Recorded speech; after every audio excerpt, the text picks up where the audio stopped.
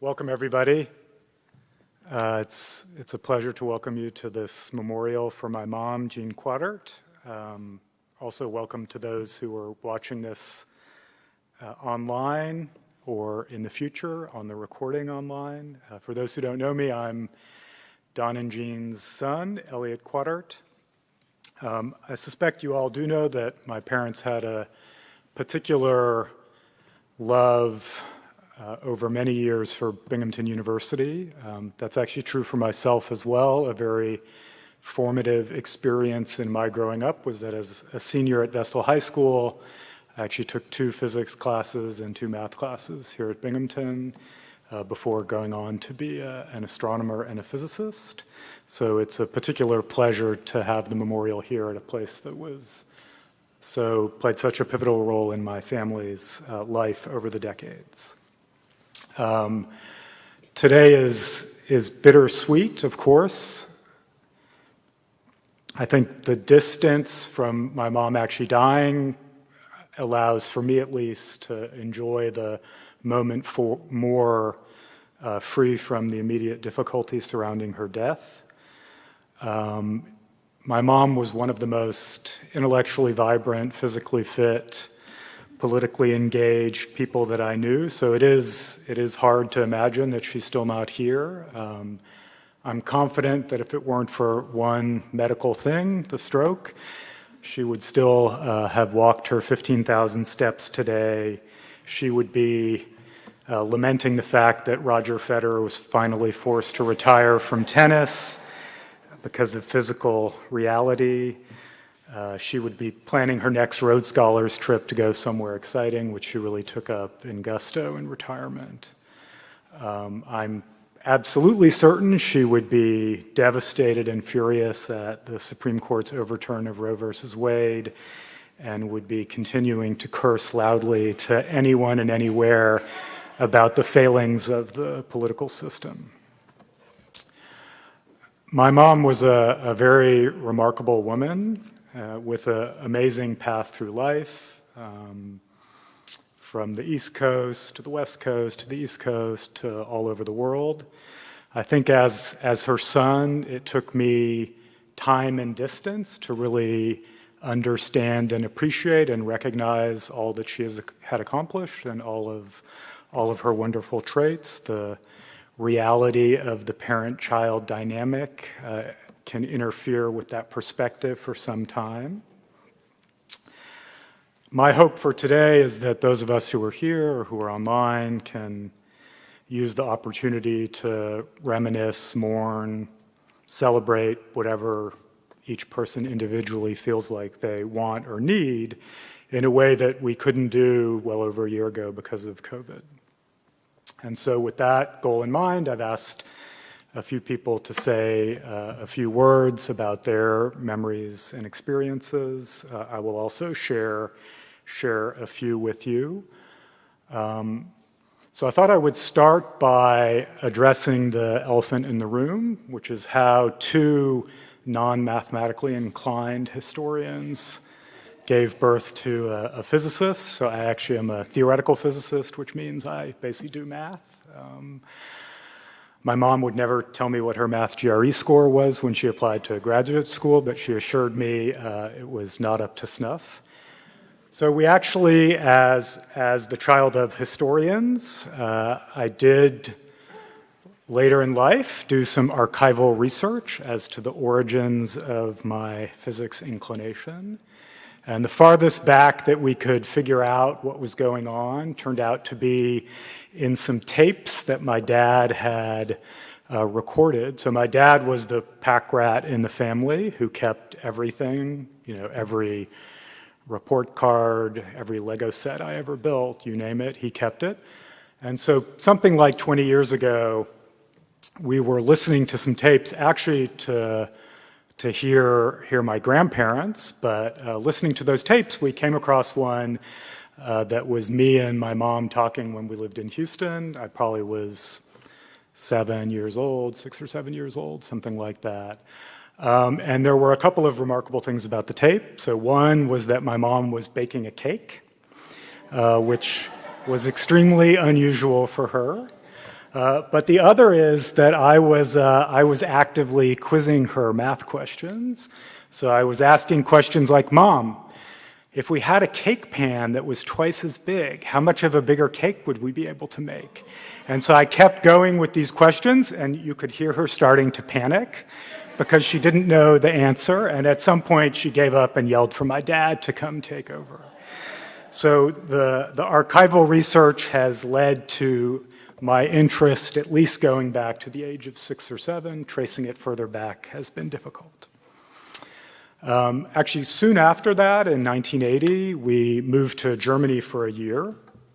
That was probably unusual at the time, going to Germany for a year. I think what was even more unusual is that the reason we went to Germany was for my mom's work, not my dad's work. And that actually was also true when my parents moved here in 1986 from the University of Houston.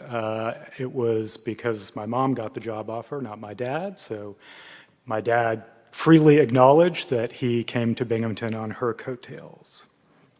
So the reason we were in Germany is because my mom was doing research in the archives in East Berlin.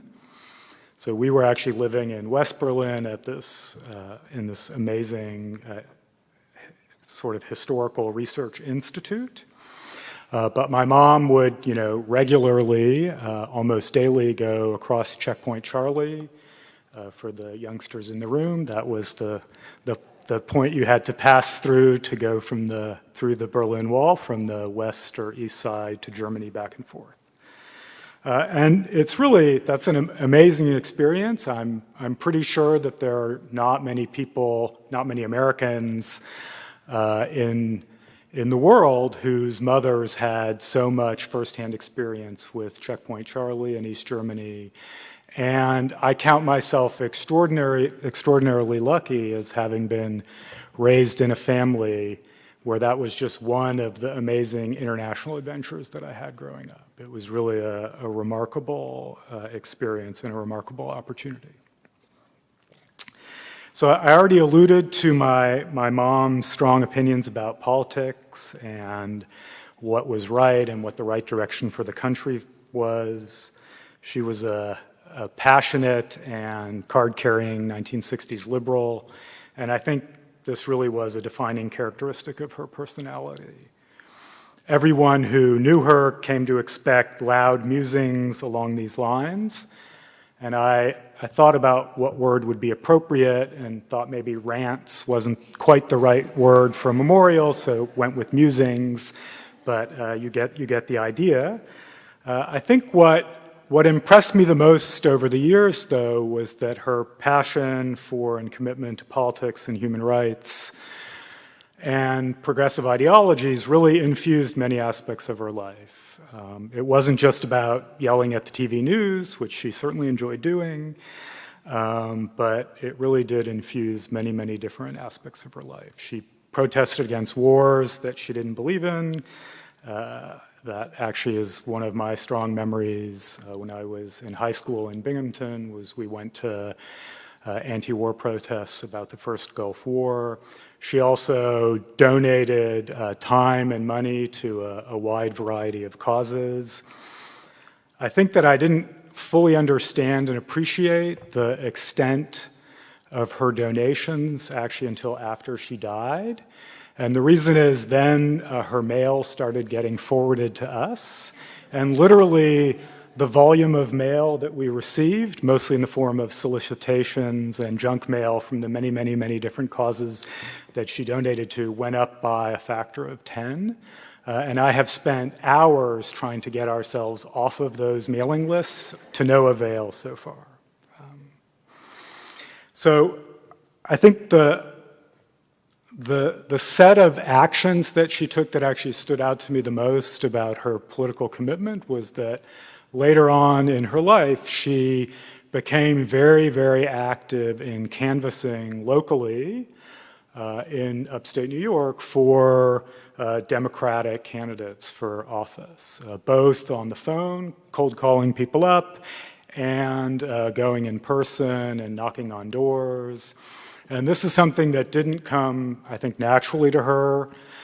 but she really viewed it as sort of an obligation, as a way, if she could.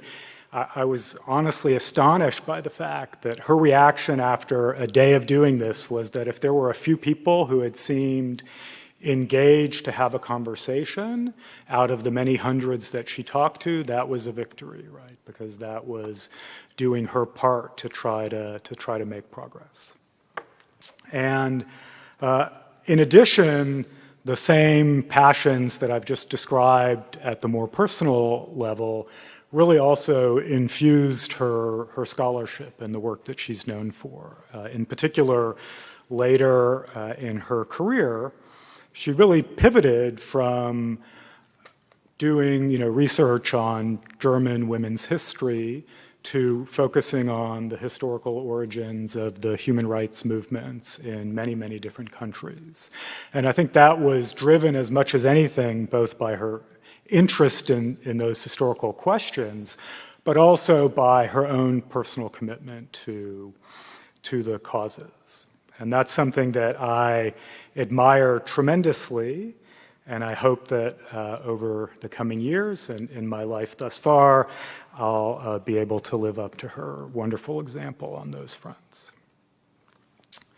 Okay, so what I'd like to do now is I'd like to now give other people the opportunity to say a few things, having given you a sense of some of my impressions of my mom. So we'll start with my wife, Allison Fletcher, who didn't get to know my mom for that long, but nonetheless they had a wonderful, close relationship.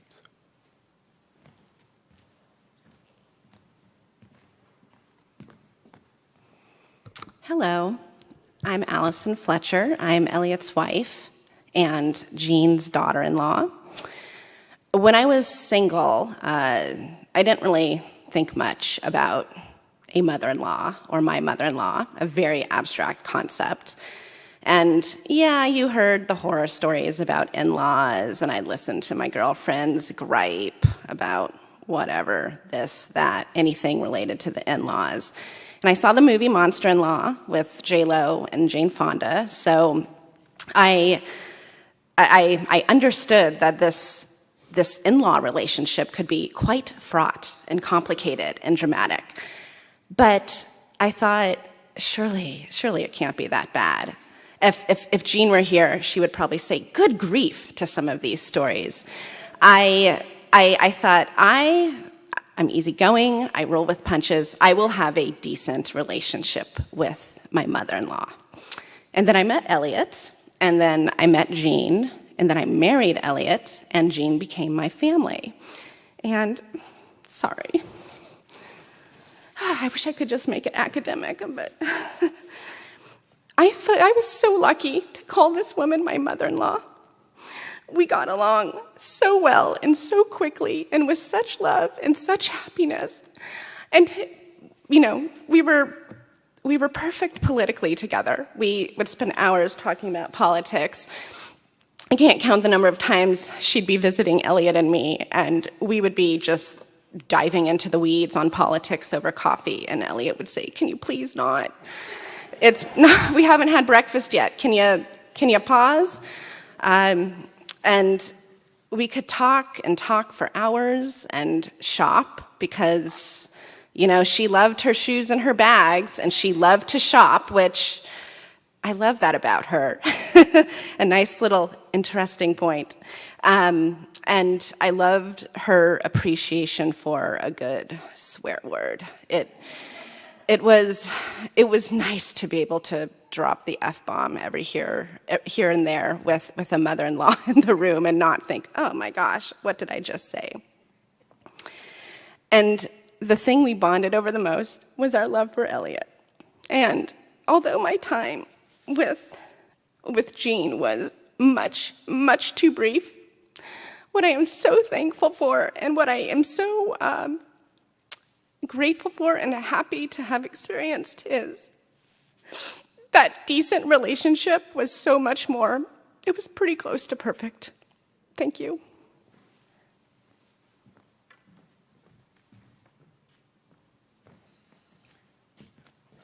So next is Michael Quataert, one of my father's brothers who was incredibly close to my mom. My mom would spend every Thanksgiving for many years with he and his wife Daria and other family, and they traveled together.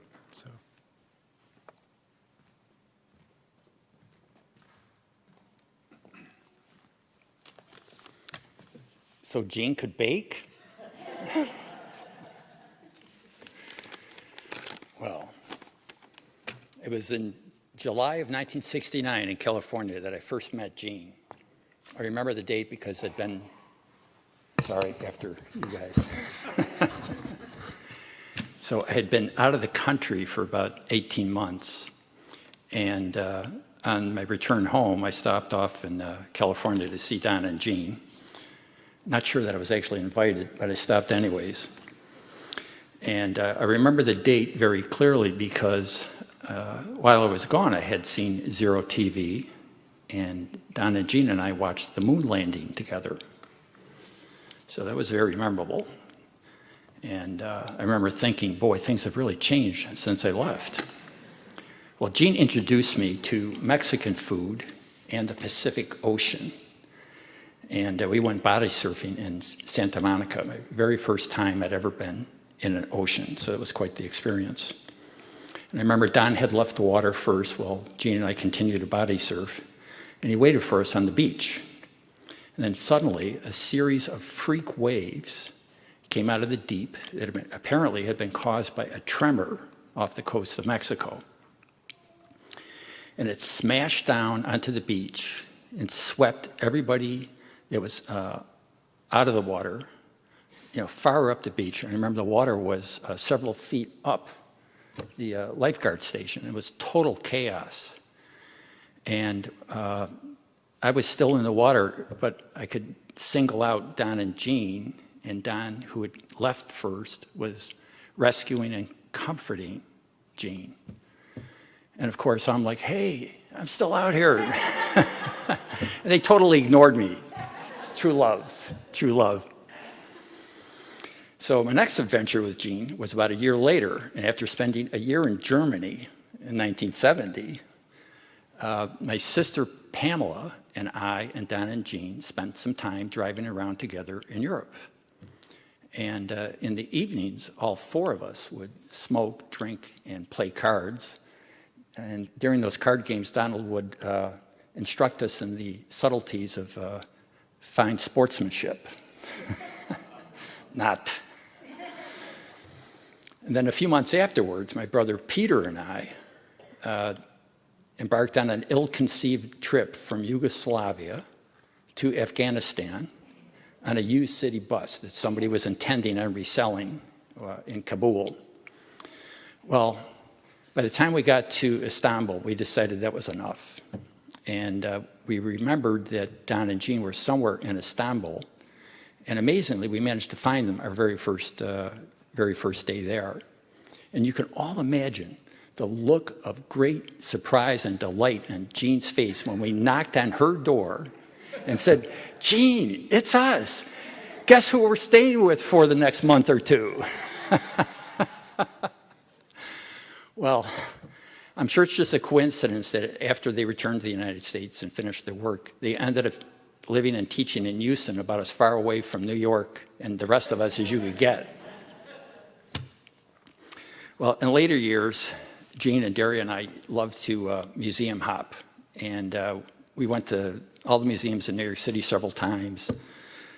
We went to the African Museum in D.C. We went to the Guggenheim in Bilbao. I think one of her favorites was the Louvre in Paris, where she called us up one day and said, hey, they're having a special exhibit at the Louvre. Would you guys like to go? I was kind of like, okay, yeah, why not? And Jean was just absolutely the best person to go to a museum with because she was so interested in everything.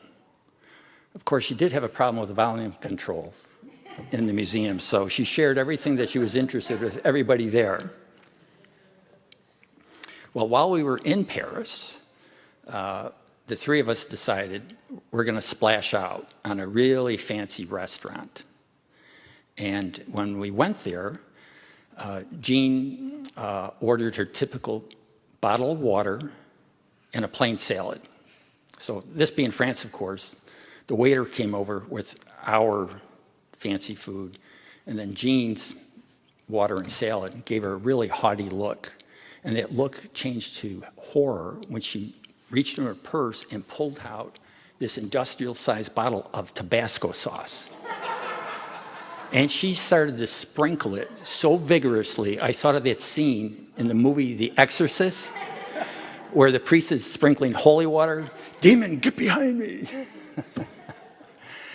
And it was really one of her signatures, was the hot sauce and the chilies. And even today, even now, we still find small individual bottles of Tabasco that we stashed away in our house for Jean's visits.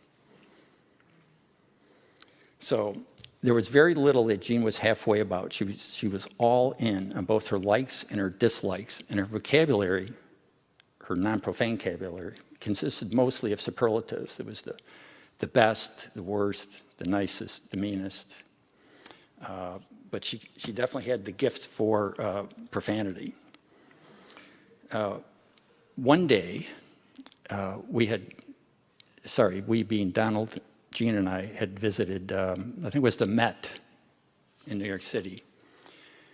And afterwards, we were walking down Lexington Avenue, and this is the part of Lex that, at least back then, was filled with very expensive boutique stores on the ground floor.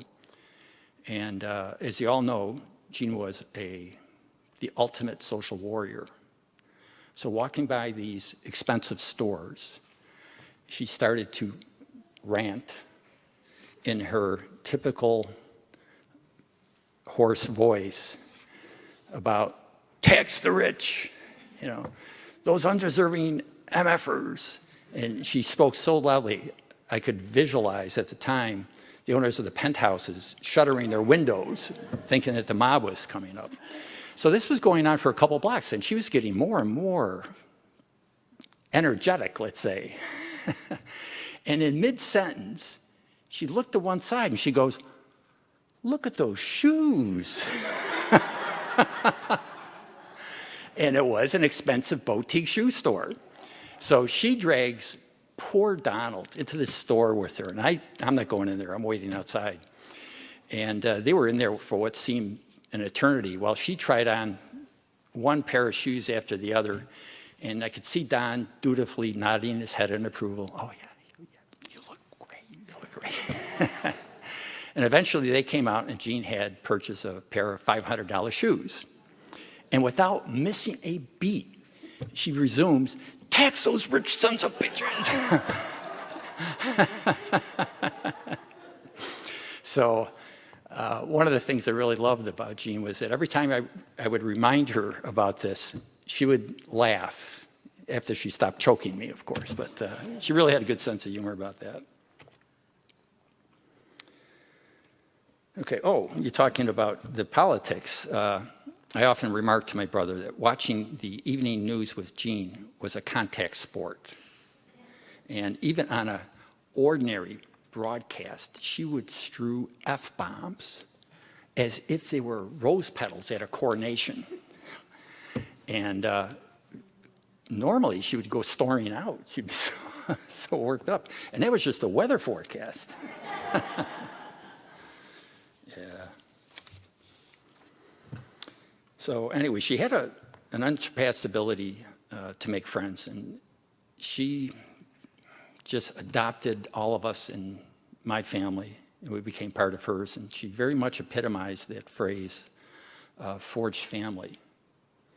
And she was born into a family. She was the only child, and her parents instilled in her a love of learning. Of course, if there are any of her students here, they'll be surprised to hear this because they think that she was raised by wolves. But when I first met Jean and learned that she was the only child, and we have 8 siblings, I remember thinking, poor Jean, she's 8-1, she's outnumbered. Well, it didn't take long to realize, no, we were outnumbered. So in her last years, she came to realize immense happiness through her son Elliot, and that Elliot finally discovered the source of true happiness and satisfaction. He moved to New Jersey, where he's put the garden into garden state.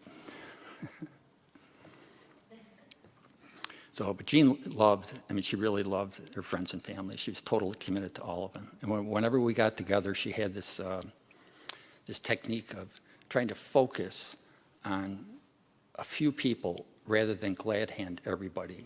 And as a consequence of that, she got to know everybody very well. And her love and affection for my brother Donald was very obvious from the very first time I met them.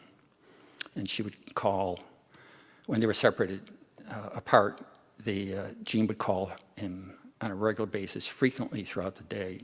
Unfortunately, even when we were playing golf, and Conrad can probably attest to this. And I remember one time, Donald was on the other side of the fairway kicking his ball out of the woods, and Jean called, and I could hear every word. We could all hear every word. So when Donald came over, I said, "Donald, next time Jean calls, take it off of speaker." And he said, "It wasn't."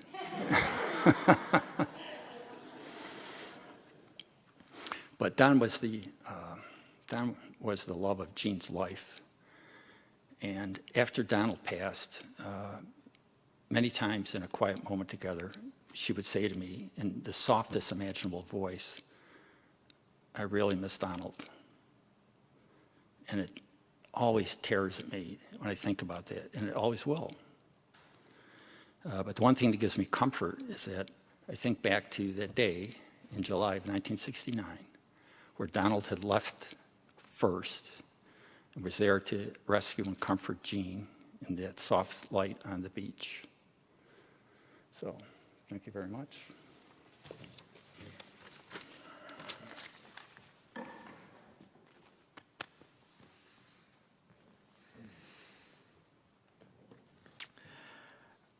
Next is Lorna Steigerwald, one of my mom's closest friends.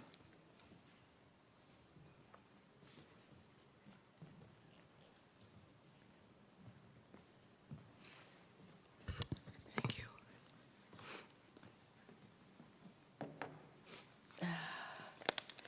Hi. As Elliot said, my name is Lorna Steigerwald. Jean Quataert. She was a friend of mine. I met Jean and Don through mutual friends, and we became fast friends. In some ways, Jean and I were like-minded, and I think there's a theme going on here now, since I'm number 4. We love shoes, good and bad jokes. We love talking about our families. And of course, politics. What I especially liked about Jean was that she saw things in you and other people that you did not see in yourself. Perhaps that was the teacher in her. She was a great listener and was with you 100%. As my mother would say, honest as the day is long. And as we already know, Jean loved cars. In the early days of our friendship, we had gone out to dinner, and she was driving her brand new beloved Saab. She backed it into a cement abutment while trying to park. And this was my first introduction to the litany of loud swear words that would curl your hair, and she took my breath away. Jean was also an accomplished tennis player, and her love of Roger Federer will go down in history, as we've already mentioned. She was always comparing Federer to her son Elliot, describing how much they looked alike. I Googled Federer last night, and sure enough, there is a slight resemblance between the two of them, but it stops there. Not with tennis. So The discipline she displayed in refusing desserts was remarkable and frustrating because I liked them and she would eat a few bites. So, during 2020, our family came down with COVID. Jean checked in on Conrad and me every day. She helped our daughter's family by traveling to our granddaughter's school to pick up school supplies. According to my daughter Gwyneth, Jean was vivacious, full of energy, and passionate. Her good friend Judy Tanzer was not able to be here today. Her memories are of a very rich friendship. We should all be so lucky. Many of you may remember the song, "He Was a Friend of Mine," which was a traditional folk song in which the singer laments the death of a friend. I would like to think that Jean's life was not so short-lived because she accomplished so much. But the truth of it is, you never want to see special people in your life go away. People come and go, but Jean Quataert will remain with us always. We will lament, but we will never forget. Thank you.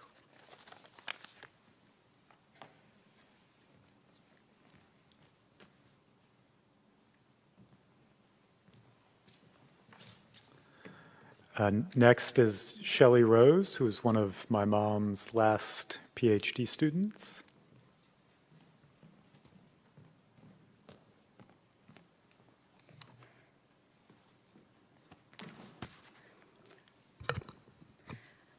So Elliot asked me to talk about the typical student experience with Jean, but I realized that we all had different experiences with Jean. We've been working on an edited volume for the past few years, and I've met a lot of the students that I wasn't here at Binghamton with, and it's just amazing how she mentored us all in deeply different ways, helping us be the best person we were meant to be, right? And so it's very, very interesting. So my CV says that I have a PhD in modern German history, but it's not so simple, right? Because Jean wasn't simple. I know German history, I've done transnational history. She was just coming into her interest for human rights and writing advocating dignity when I got to Binghamton, and so I have that background. And when it comes to her pride in my own work, it always cracked me up because it's not my academic articles that she was super excited about. I wrote a 1,000-word blog post, actually, on Standing Rock. And she sent it to her friends. She told me how wonderful it was, but it was this 1,000 words that really resonated with her. And it makes sense, of course, since we've heard all about her political interests and things like that. But I was at Binghamton from 2003 to 2010, and I'm going to try to make this brief. On a 5-hour car ride from Cleveland this morning, my husband kept adding things, so I'll hit the highlights. But it will fall short of the true scope of the indelible mark that Jean left on me and my family. She really forged family and adopted me and my husband into hers. What kind of mentor was Jean? She was fierce, critical, and at the same time somehow nurturing. We've heard about the profanity. It brought to mind something that's not on the list, but one time I was sitting in her office on the 7th floor, and she was screaming about something. And I honestly don't even know what it was, but she screamed for a long time. And I opened the door and I came out, and all of the grad students popped their heads out of the hallway doors, and they were like, "Shelley, are you okay?" And I was like, well, yeah. She wasn't yelling at me, right? Like, she was just upset about something. But as you know, that resonates quite a bit around Library Tower. So I always thought that was funny. My first memories of Binghamton were, honestly, I sent her my undergraduate honors thesis that she was very excited about, accepted me as a student because of. I got an A, all these things. I sent it off to her. She calls me up and says, "Shelley, you have to come to Binghamton." And I'm like, okay. She's like, "I can't send you your thesis back." And I get to Binghamton, and it's covered in red. And she's like, "I didn't think you would come if I sent it to you, so you had to come in person so you could hear my words and see the red, right, and understand that this is what our relationship will be like." And it worked, but it was a little intimidating that first day. Along those lines, one time we served on a department committee together, and this was kind of frowned upon because everybody thought you would, side with your advisor, and we honestly didn't consult. But there was a vote one day, and I voted against her. And she knew, maybe some of you know this, and we were walking back to her office. She was really quiet. And I'm like, oh gosh, I'm in for it, right? And finally she turns to me and she goes, "This was amazing. You voted against me. You're so confident, right? This is awesome. I'm so proud of you." And I'm like, wow, I saw that going differently in my head, right? But so, this is what I mean by fierce, nurturing, and critical, right? Helping us recognize when we were doing good work, but also pushing us all the time.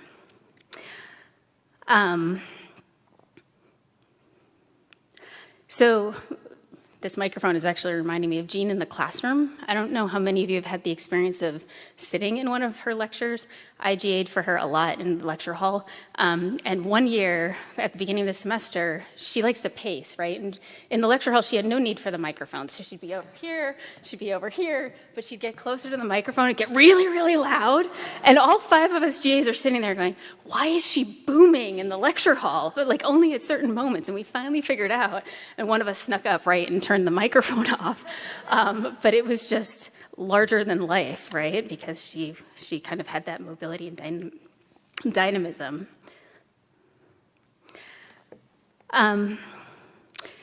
So one of the things I really wanted to mention, because I'm not sure that Jean was always willing to trumpet her own achievements, is that when I went to go do my dissertation research in Germany, everyone at Binghamton said, okay, when you're out there and you say Binghamton University, they're going to know the Brudel Center, right? That's what everybody's going to know. You can say that. You can give them as a point of reference. I'm like, okay. So I go to Germany. Everybody knows the Brudel Center. All right.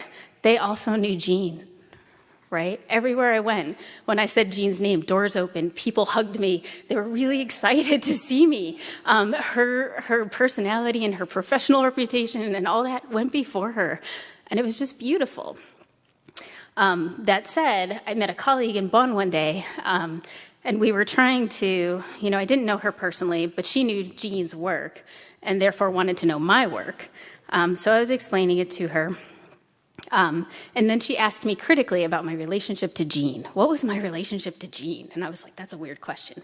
And my German was really bad those first few weeks. And I'm thinking in my head, what is my relationship? What's the word? And all I can come up with is Doktorvater, which is the German word for PhD mentor.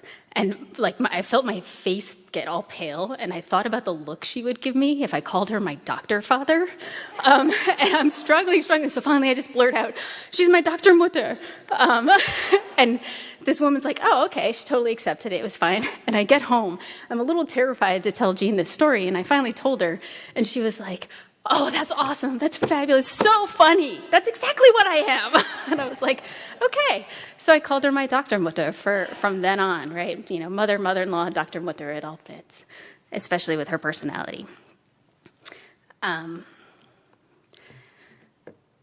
So because her personality was so tied up with her professional life and her vibrant academic life, I had some skepticism when Jean told me she was retiring.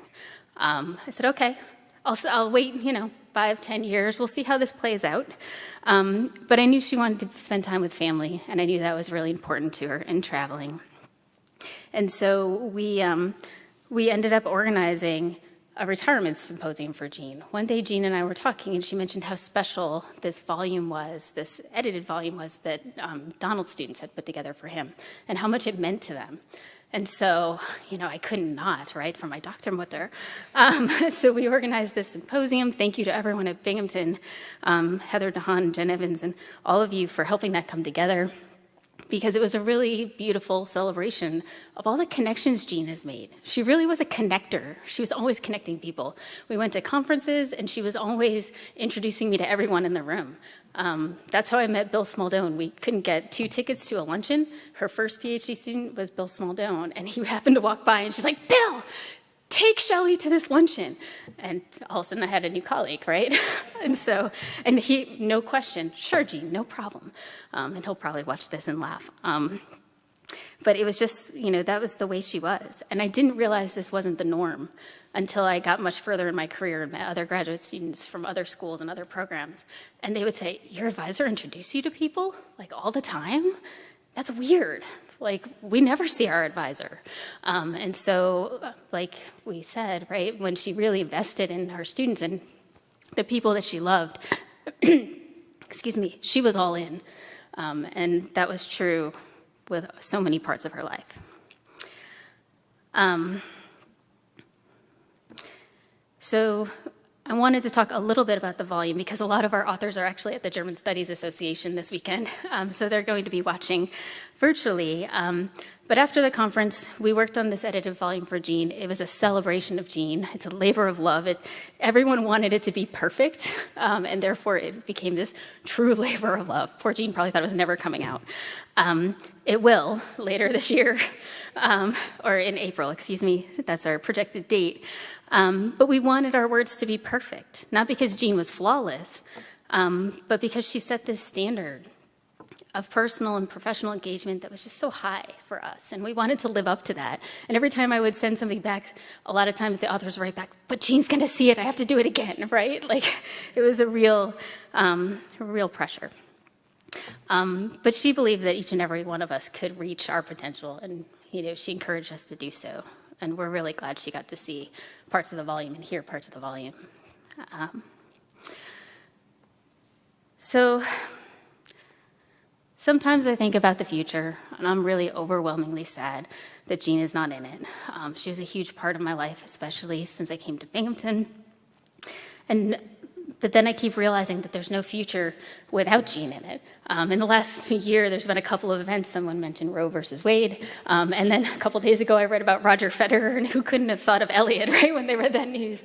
And one of my colleagues, Kara Ritzheimer, texted me with the Roe versus Wade, and she said, gosh, if Jean were here, what would she be saying? And I said, I've been hearing Jean in my head all day, right? Like I know what she'd be saying. I hear it. And so I think we'll always be, present with her voice, and she'll be popping into our lives. She's with me when I mentor my students. She's with me every time I teach a class, and I think about the microphone, making sure it's doing the right things. She's there when I play with my daughter. Her advice was always wide-ranging and unsolicited sometimes, but it shaped the scholar and person that I've become. And so I'll share one last story. Hopefully it hasn't run too long. But one of my last exchanges with her was so perfectly Jean. I had an event that was canceled due to COVID, and we postponed it, and then we finally had to do it virtually. And I explained what I was going to do to her, and she went, Shelley, I don't think it's going to work. It just doesn't sound right. Good luck to you, right? And she came to the event, and then it was fine. And a couple days later, she texted me, and she said, gosh, that was awesome. I hadn't imagined that it could be that way. It worked out. It was very, executed well. The participants were great. This was great. And it's just this give and take with her. She wasn't afraid to tell me she didn't think it was going to work. Luckily, I was pretty sure it was going to work. So I didn't change anything, but that's kind of how she was. She was ready to admit when it did work, right? Even though she didn't see the same vision.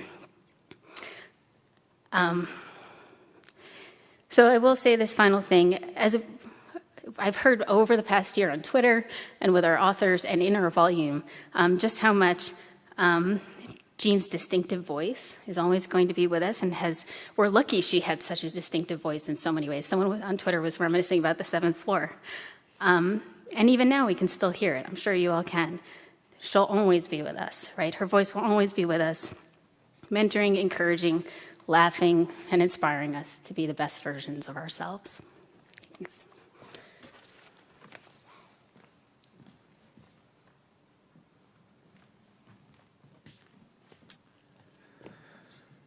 So next is Don Neiman, who I think many of you know, was Jean's colleague, boss as provost, one of her best friends, and indeed he and Leanne were a really key part of her forged family over many, many, many years. So.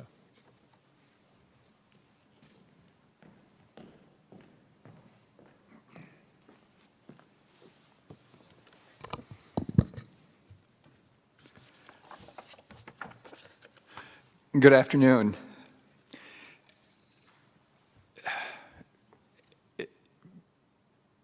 Jean Quataert was a truly remarkable woman. We've heard a lot this afternoon about the many dimensions of what a remarkable woman she was. She and Don were among the very first people that Leanne, Brady, and I met when we moved to Binghamton 15 years or so ago. And they became very good friends, but they became much more than friends. They became really part of our family. Jean was someone whom we all know was a wonderful scholar and public intellectual. Her scholarship transformed not just one field, but a number of fields: modern European history, women's history, the history of human rights, transnational history. That's really something remarkable for someone in my discipline, to have that kind of breadth. Few scholars combine Jean's breadth of interests with the intellectual ability to make truly significant contributions in each of those areas. She wasn't a dilettante.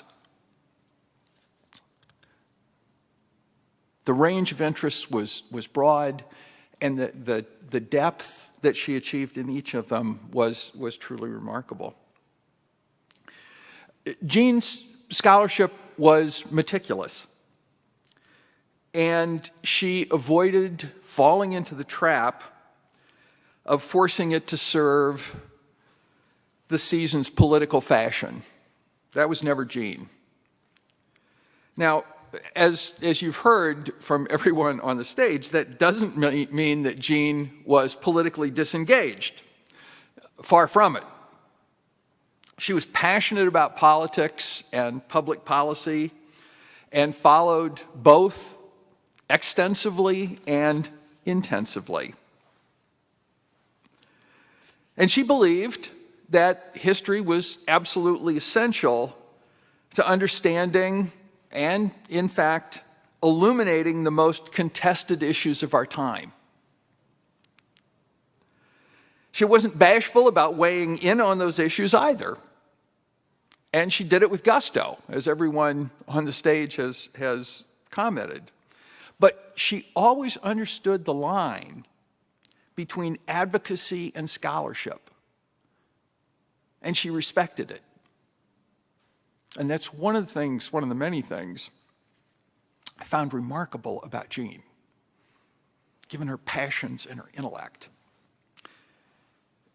As Shelley has talked about, Jean was a committed teacher who brought incredible energy to the classroom and to her work as a mentor, especially with graduate students. She taught and inspired several generations of students, including a significant number of graduate students who followed her into the academy and are having an impact today. The passion that Jean brought to her work with students was the reason she decided to retire. She told me that when she no longer felt excited about going into the classroom, she knew it was time to stop. And she did. There was no doubt, no playing Hamlet over the decision. She knew it, and she did it. And that was another thing about Jean, and everyone has talked about this as well. Jean never did anything halfway. She was always all in, bringing enthusiasm to everything, and a kind of enthusiasm that was just absolutely infectious. One of my best moments of as provost, and I had many of them, was writing the letter for Jean's Distinguished Professor case. And then learning several months later, as these things go, that she had earned promotion to SUNY Distinguished Professor. For me, it was wonderful to see someone who contributed so much to her discipline, to her department, to her students, to the university, and also someone who was such a dear, dear friend, receive the recognition that she deserved. Of course, it was really important to Jean as well. That was one of the things that made it extra special for me. Jean was competitive, whether on the tennis court or any place else. She was a competitor. But she was a competitor not in a win at any cost way, not in a way that required putting somebody else down to build herself up. She just worked hard, pursued excellence, and wanted to be respected for it. So achieving the recognition as a SUNY Distinguished Professor that the love of her life, Donald, had achieved was extra special and very important to her, and I sensed there was a little competition there. But a friendly competition, a loving competition. But Jean was so much more than her professional accomplishments, as impressive as those were, and that's mainly what I'd like to talk about today. She was a warm, vivacious, caring, funny, and fun-loving person who touched the lives of so many people.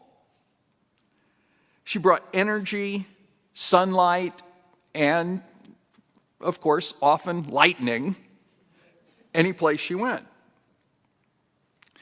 The Jean I knew best, the Jean I know best, was Aunt Jean.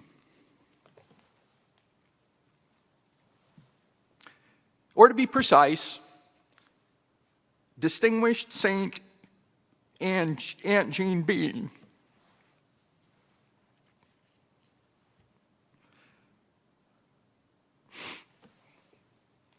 That's a name that my son Brady and his friends created. Not all at once. It came over time. It was Aunt Jean. Then she became a distinguished professor. So it was Distinguished Aunt Jean. And where do you go from distinguished professor, I guess, to beatification, right? So it was Saint. And the bean was there because it rhymed with Jean. And Jean loved it. Brady first met Jean and Don when he was 5, and she was a huge part of his life for the next 13 years. In fact, the last time we saw Jean before her stroke was when she joined us for dinner on Brady's 18th birthday on March 25th. She was at so many of his birthdays over the years, and baseball games, and cello concerts, and science fairs, and on Christmas Eve, and on Christmas morning, and Mother's Day, and so many more events that were central to his life and our lives. He was always excited when she came to visit. I can remember him standing by the front window, because Jean was coming, and when the car came up, he would always run out to the street to meet her and help her bring whatever she was bringing into the house. She was special. He loved her, and after the stroke, he went to the hospital and then to the rehabilitation center every day. she took genuine interest in Brady and whatever was going on in his life. Another theme that people have talked about, the interest, the genuine interest that she had in other people. Whether it was school, sports, music, girls, his college search, his ideas about social and political issues, she was interested. He loved her larger-than-life personality, the salty language, and the uproarious sense of humor. He also loved that she took him seriously. Whether he was 6 or 17, she took him seriously. And that made him feel like a serious person. And it wasn't just Brady. Everyone in our family got to know Jean and loved Jean. Leanne's mom, Shirley, her brother Todd, and his husband, Matthias, came from Kansas City and Atlanta, respectively, in early June 2021 for the memorial service for Jean that we had at that time. That's how much she meant to them. They all spent time with Jean when she visited, especially at Christmas. And they immediately fell in love with her, texting her and emailing her between visits. She truly was a part of the family, of so many families. She was always thoughtful. Her Christmas gifts were always carefully selected. She put so much time into selecting Christmas gifts. And they often came with a tag that explained the gift and the reasoning behind it. She was always the academic. One gift became a classic. The first time Leanne's mom was with us and Jean for Christmas, Jean got Shirley a toiletry set. It was really lovely. But as Shirley was going through the contents, she discovered something odd. A tube of something called beard lube. Ye gods. We all roared, including Jean, who was kind of the butt of this joke. And the beard lube became a white elephant gift for years thereafter. I think we've lost it now, unfortunately. Jean was always funny and enjoyed joining or leading the spirited humor that characterizes our family gatherings. Leanne's brother Todd has an absolutely outrageous sense of humor. He and Leanne play off one another in ways that make everybody laugh until they cry. Jean not only kept up with them, she took the humor to new levels, proving her soul and their souls were one. Of course, we also loved the serious side of Jean. The feminist, the keen intellect, the omnivorous reader, the outrage at injustice, the passion for making the world a better place. One thing that made getting together with Jean special was that the conversation would move so easily from catching up on family, which is where it always began, to discussion of ideas, books, op-eds, and the like, gossip, gut-splitting humor, back to politics, all over the place, and so easily and so organic and so naturally. Conversations with Jean were always fun, not only because of the humor she brought to them, but because she had such a nimble mind and was always interested in perspectives that challenged hers. She was passionate, but she wasn't doctrinaire. Her open-mindedness conveyed respect and curiosity, something that always struck me about Jean. Jean's passionate commitments, of course, made her special and such fun to be around. She was appalled by Donald Trump's misogyny, racism, egotism, and just downright nastiness.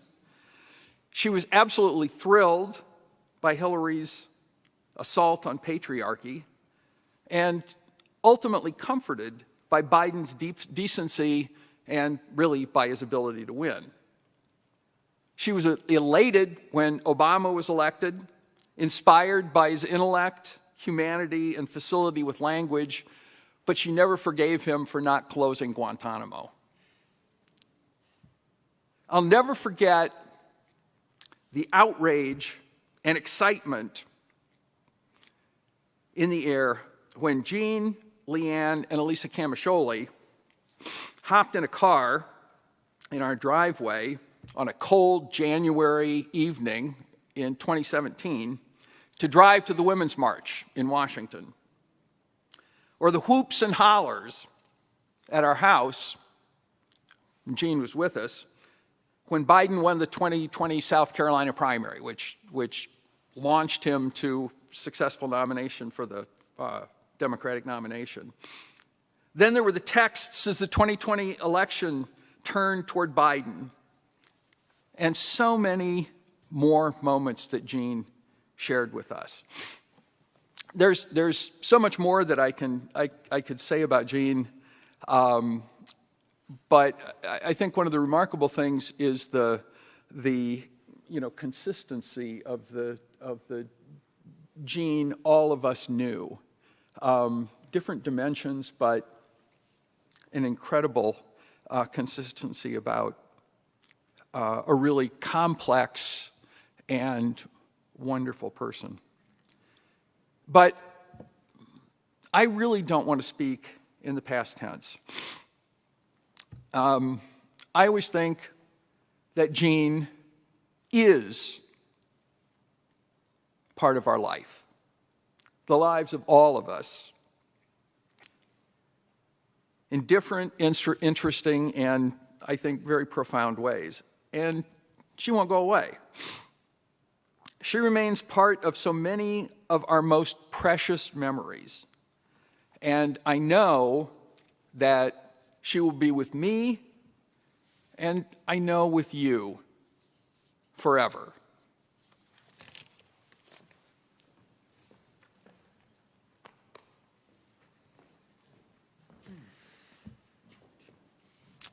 So we wanted to leave a moment, an opportunity if anybody wants to come up and say anything else. That would be lovely, but certainly no need. We've had some great sense, I think, of the many different facets of my mom and her life. So.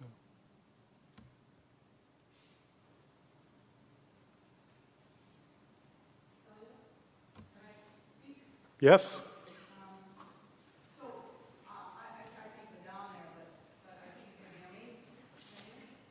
Yep. I knew Jean when she was first here at Binghamton. I'm a scientist, she's a historian, so our worlds were very different academically.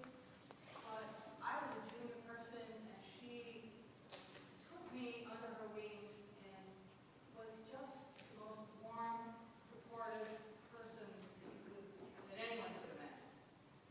She was the kind of friend that I would see once a year maybe for lunch, or she would come over for dinner. And I was, not only, a junior person, but a lesbian. And she was always, in those days, that just wasn't okay. And she was always 100% supportive. And I'll tell you, the last couple of years, we always had a Christmas party every year. And most years, she couldn't come because she was visiting you, which I was very, very proud of. I knew more about you than I know about my nephew. And, she finally came one year to the Christmas party, and she stayed late, and we had great, she's just so warm. And I think I am proud to call her friend. And my life is richer because she was in it. Thank you.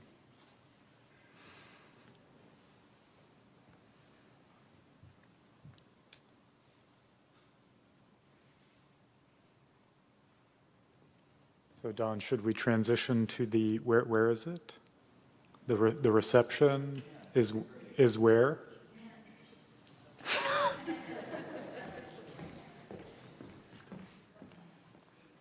The reception's in the grand corridor of the Fine Arts building.